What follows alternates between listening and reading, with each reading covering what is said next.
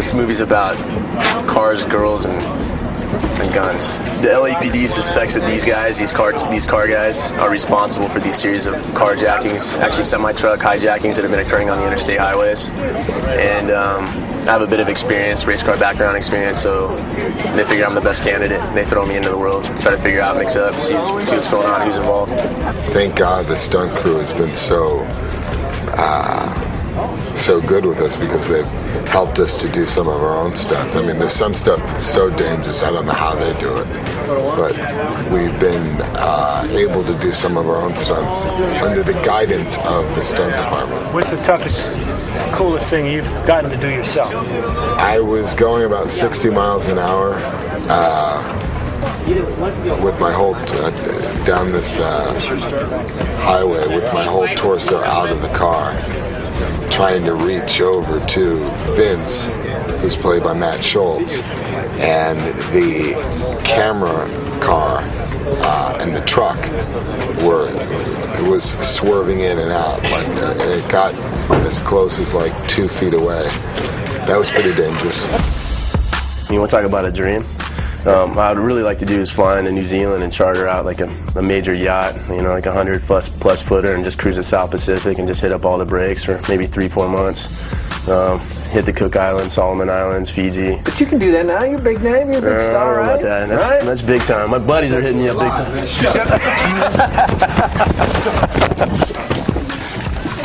This one I had to put up. I think the way we did this is me and Paul really did get along, outside of the fact we had to do a movie together. And, you know, I was willing to do whatever it took to make him feel, I was willing to do whatever it takes to make him feel more comfortable with going into this sequel. You know what I mean? Because I kept a few things in mind. I said, you know, Paul is the official star of the first movie as well as this one, and I come second on the roster. There's no competitive, nothing going on between us. It's camaraderie. You know, my trainer that got my body together for the scene was training Paul while we was working. You know what I'm saying? And it's no problem like that. Yo, my body is going to be my body, and your body is going to be your body. But let's get our bodies together, because when we do this movie together, I want him to go, for both of us. Don't give me all the attention. Let's spread this out here. You know, let's both keep it sexy. I read that your first car was a 66 Mustang. White vinyl top, original pony interior, V8, of course. Wow. Awesome. How upset are you that you didn't get to drive in this movie? I'm really bitter about not driving. I mean, you do Too Fast and Too Furious for two things, you know, the cars and Paul Walker. And you didn't get to do a love scene with the guy. No, I did have a love scene with him. I cut it out. I felt that was cheapening the character and her integrity, and I was like, you know, didn't want to do it. No. So you got into the movie to race cars and Paul Walker, and you didn't end up racing cars or having a real love scene with Paul Walker. Yeah, exactly. It's like old friends, you know, good friends where just they catch up. It's like 5 minutes, and you're right back where you were 5 years ago. That's how it is with us. Right back into it. Oh yeah, easy. Now, who's the best driver? I am, by far. I'll smoke Vin. I'll destroy the girls. I'm the best driver by far. Your response, sir? My response is, isn't it so appropriate how our characters mirror our characters in the film? If Paul wants to take that title, he can take it. I'm not a great driver. I would say I'm the worst driver of the group, which is fine. If there's a fifth one, I'll work on it. And I'd love to be able to do that and do some, you know, kick-ass stunts, because I haven't really gotten the opportunity. But he looks competent, so I guess he can pat himself on the back.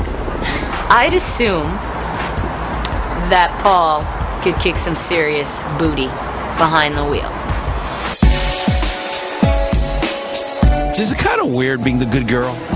It is being the good girl, because Michelle gets to be, you know, the badass, like doing the stunts. And now that I watch the movie, I'm like, you know what? Next time, if there's a fifth one, I think I'll take some more risks. It's really, really fun, because Paul's a really, really handsome guy. Girls swoon over him, and it's fun watching the movie with girls, because they're like, oh my God. And yet, like when you meet Paul, he's like this. He's so unaware of how good looking he is that it's ridiculous.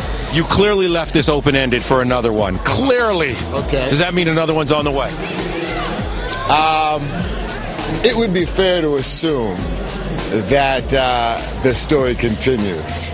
How much fun was it getting everybody back together and making this movie? There's been such a lull between the two. It was good. It's been a long time. It's been 8 years, and a lot's changed. People have grown up. It's fun just getting back, reminiscing, and we're all half the time we're scratching our heads, going, "Man, how much time has gone by?" I thought we were coming back, doing one more, and closing the franchise out. Because in a way, it's like the true first sequel, right? Everybody's back that was in the first one. Tyrese should have been in this one. Yeah. That's my personal opinion, and I fought for it. It didn't happen.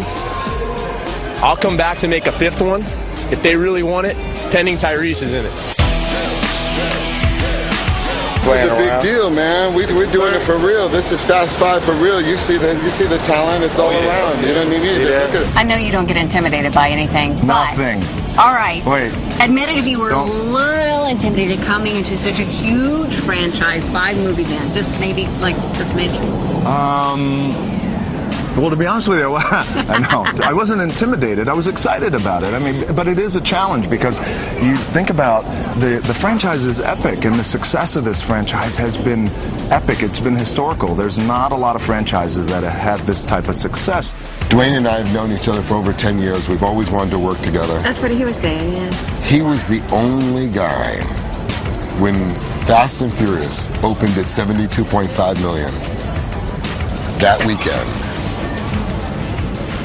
April of 2009, the only person in Hollywood that called me to congratulate me was Dwayne.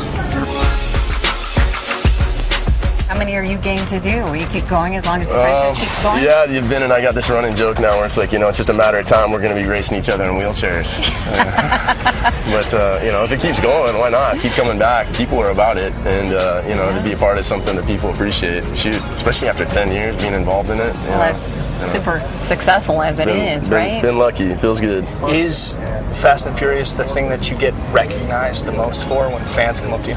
It is. I think it's recognized worldwide, and it is. People definitely know me as Mia, which is that's really exciting for me. By this time, because you guys have worked together so much, do you and the rest of the cast, and Paul in particular, do you guys have just a shorthand that you go with? We do. I mean, we've worked together. I mean, we've known each other now for like 10 or 12 years, which is insane. Yeah. We feel so comfortable with each other, and that's such a luxury to have because it helps with your acting.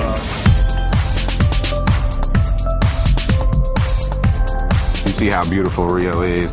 And to answer your question, we had a lot of fun shooting. A lot of the people, when we went to the favelas, they don't even speak English, so it was really just about body language, and they really welcomed us to their city because we're here shooting on their territory. Could have went any kind of way. This movie 100% puts Rio on the map even further and even more than it already was. Right. I don't think y'all understand. We are not at work right now. Look at our view. Look at this. Have you ever seen an interview with this type of background? And this is just unbelievable. We got Jesus on top of a mountain. Jesus, what's up, Jesus? What's happening? It's just